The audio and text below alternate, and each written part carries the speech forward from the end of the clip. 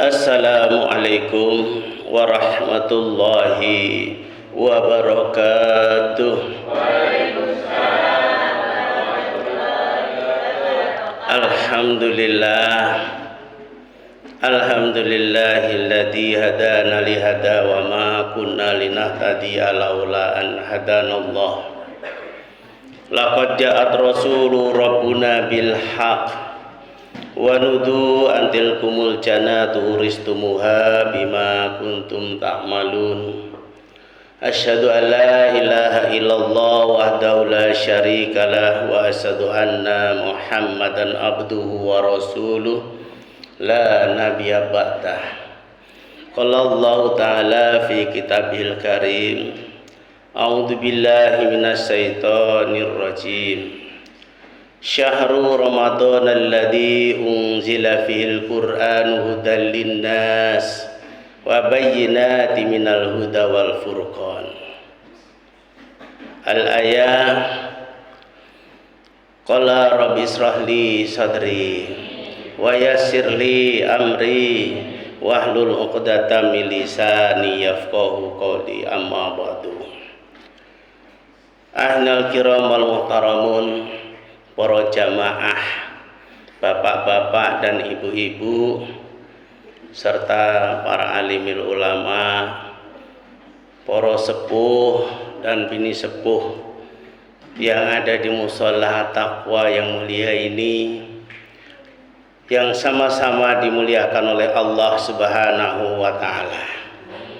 Terlebih dahulu, marilah sama-sama kita memanjatkan puji dan syukur kita kehadirat Allah Subhanahu wa ta'ala atas limpahan rahmatnya, taufik, hidayah dan inayahnya. Alhamdulillah, sampai pada malam hari ini kita telah masuk pada malam yang ke-20 dalam bulan Ramadan ini. Kita masih diberikan kesempatan, diberikan kenikmatan oleh Allah Subhanahu wa ta'ala, sehingga kita masih dapat berkumpul, bermuajahah dalam rangka ibadah di mushola at-taqwa dengan penuh istiqomah. Amin ya rabbal alamin. Yang kedua, sholawat teriring salam senantiasa selalu kita sampaikan kepada junjungan kita, yaitu Nabi besar Muhammad sallallahu alaihi wasallam. Kenapa kita selalu bersolawat kepada beliau?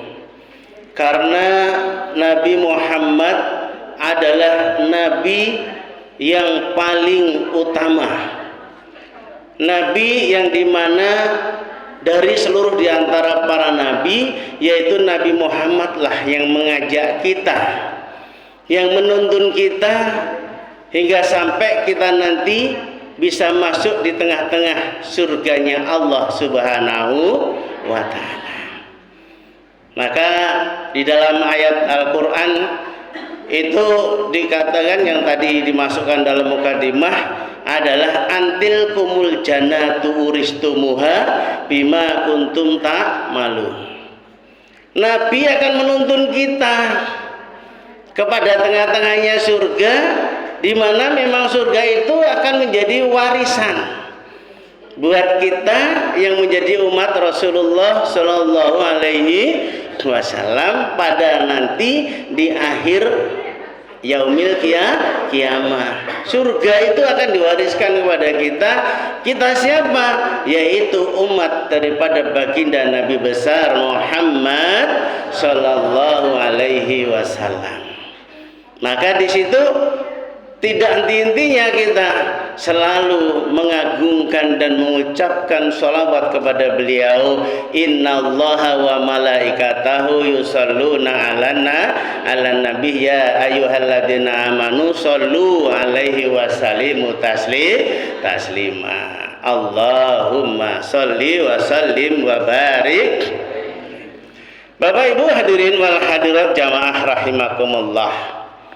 Kita masih masuk di dalam 10 bulan Ramadan yang pertengahan atau yang kedua, di mana di dalam pertengahan bulan Ramadan ini telah sama-sama kita dengarkan dan didengung-dengungkan oleh para ulama, yaitu terjadinya suatu peristiwa yang namanya nuzulul Quran. Apa itu nuzulul Quran?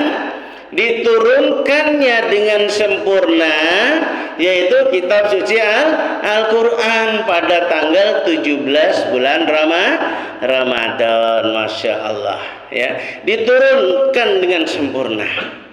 Kenapa dikatakan demikian? Karena Al-Quran itu diturunkan dari Allah melalui Lauhul Mahfuz hingga sampai datang kepada Nabi Muhammad, itu tidak kurang dari 3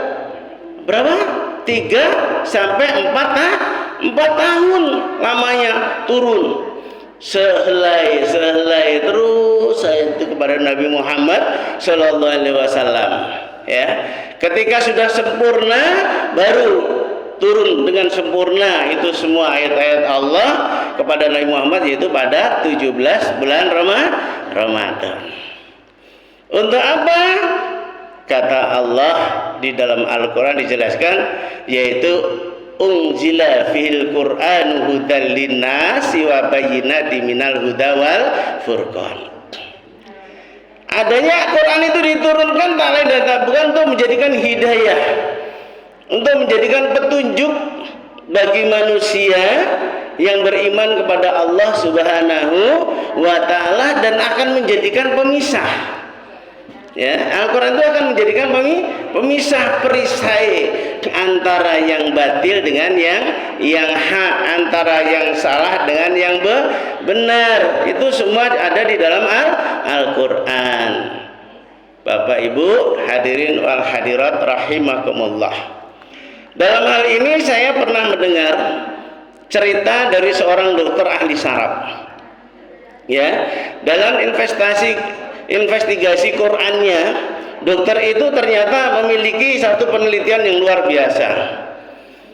Jadi seorang dokter itu memiliki pasien, dan pasien itu mengandung penyakit yang namanya yaitu tumor, ya, tumor atau yang disebut virus ganas yang ada di dalam dirinya. Nah, itu ketika dokter ini membaca Al-Quran, itu ternyata virus yang ada di dalam diri pasien itu sama sekali tidak bereaksi, diam. Nah, kemudian ketika dokter itu diam, dia membaca Al-Quran, kuman atau virus itu kembali bergerak, ya, kembali bergerak, dan pasien itu merasakan sakit yang luar biasa.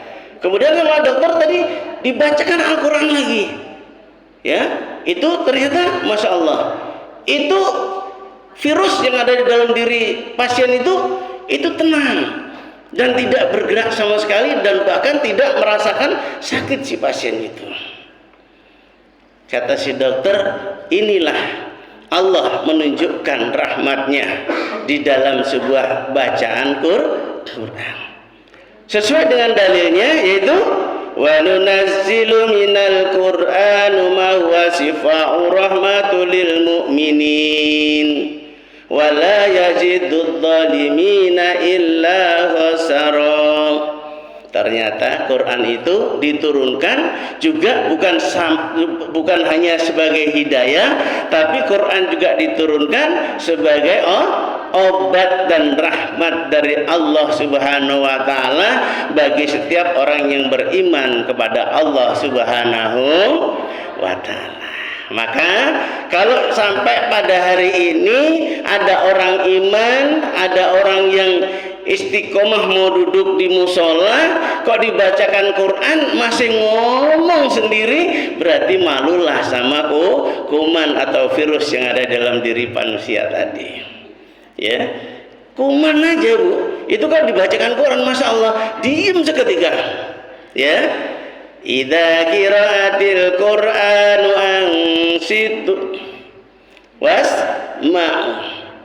Ketika dibacakan Quran itu kita memang harus memperhatikan bacaan Quran itu, dan senantiasa kita bisa mentaati dari apa yang terkandung di dalam bacaan Quran. Ya, maka utamanya di sini, Bu. Jadi jangan kita hanya sekedar memperingati turunnya Quran, tapi kita nggak ngerti kefadulan apa yang ada di dalam bacaan Quran. Ya, jadi kalau ada orang baca Quran, Bu, jangan diteriakin.